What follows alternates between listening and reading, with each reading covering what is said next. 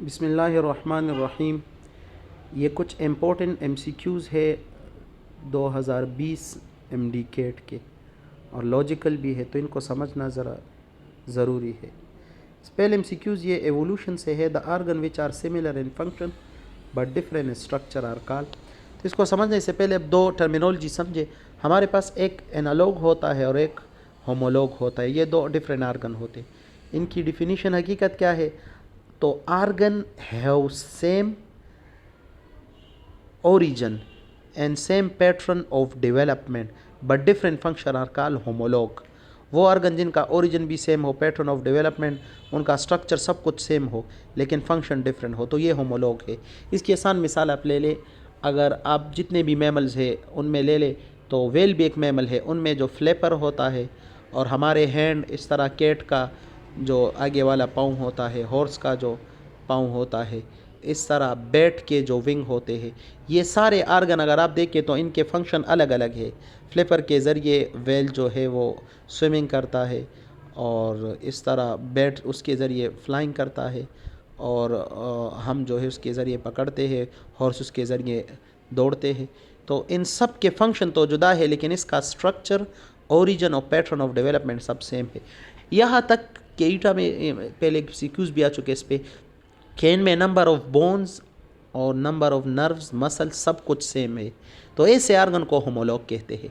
इसके मुकाबले में वो organ have different origin, different pattern of development but same function are called analog. इसकी मिसाल यूँ ले ले, इंसेक्ट्स के भी विंग्स है, बर्ड्स के भी विंग्स है और बैट के भी। इन सब का अगर आप ज़्यादातर देखें, ख़ासकर हम इंसेक्ट्स और इसका बर्ड्स के भी ले ले, तो इनका ओरिजिन और इनका पैटर्न ऑफ डेवलपमेंट, कंपोजिशन भी डिफरेंट है इनके विंग्स का, लेकिन फंक्शन सेम है, तो ऐसे आर्गन को एनालॉग कहते हैं। तो इस एमसीक्यूज़ में आर्गन का पूछा गया है, तो इस वजह से इसमें करेक्ट आंसर आर्गन है, similar function but different structure, तो इसमें एनालॉग इस करेक्ट आंसर। अब सवाल ये है, कुछ बच्चे इसमें कन्वर्जन और डाइवर्जन एवोल्यूशन के बारे में चले जाते हैं, ये उनकी गलती है।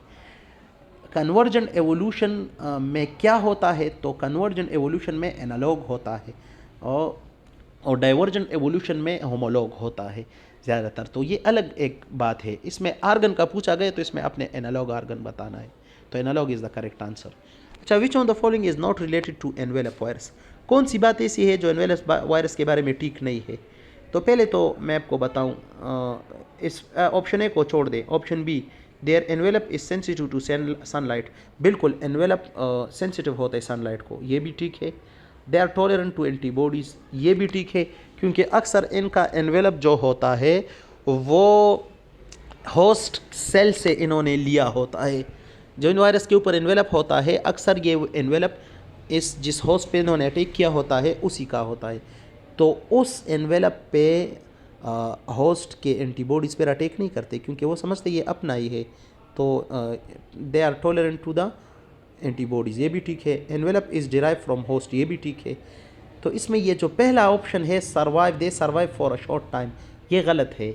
एनवेलप वायरस शॉर्ट टाइम के लिए सर्वाइव करते, तो इसलिए गलत है। आप एड्स को ले सकते हैं, AIDS is envelope virus, H I V virus, और ये तो लॉन्ग टाइम के लिए सर्वाइव करते हैं, तो ये ठीक नहीं है। तो इसमें A is the correct answer. Numerous opportunistic disease might attack a person suffering from which of the following disease? कुछ ऐसे बीमारियां भी होती है जिसमें इंसान के इम्यून सिस्टम कमज़ोर हो जाता है और बाकी बीमारियों को, बाकी पैथोजन को अटैक करने का मौका मिल जाता है। ये अक्सर किस में होता है? ये एड्स में होता है। एड्स कहते हैं in stage of HIV infection. AIDS in stage of HIV infection. HIV infection जब हो जाता है तो इसमें इम्यून सिस्टम तबाह और बर्बाद हो जाता है, क्योंकि इसमें HIV सेल अक्सर CD4 और मैक्रोफेज को टारगेट करते हैं, specially CD4 cell, helper T cell को। जब वो तबाह हो जाते हैं, इम्यून सिस्टम तबाह हो जाते हैं, तो हर पैथोजन को अटैक का मौका मिल जाता है, तो एड्स में ये होता है। अच्छा, complete mature an infectious virus particle is known as. असल में इसको समझने के लिए एक बात को समझे, हमारे पास 3 टर्मिनोलॉजीज़ है मशहूर। एक को हम कहते हैं वेराइड, ये स्मॉल सर्कुलर RNA होते, इन्फेक्शियस RNA से वेराइड कहते हैं। एक होते prion, abnormal protein commonly produce in the nervous system, found in nervous system, infect the nervous system and cause death of the neuron, उसे प्रियॉन्स कहते हैं। सिर्फ प्रोटीन प्रियॉन्स, सिर्फ RNA वेराइड। और जब दोनों हो, साथ में प्रोटीन कोट भी हो और इनसाइड न्यूक्लिक एसिड भी हो, तो ये कंप्लीट वायरस होता है, तो इसे वीरियन कहते हैं। सो सी इज़ द करेक्ट आंसर। ये इंतहाई अहम MCQs है, 2020 में आ चुके हैं। तो इस तरह के MCQs टेक्निकल आते हैं, तो आपने इस तरह की स्टडी करनी होगी। अस्सलाम वालेकुम।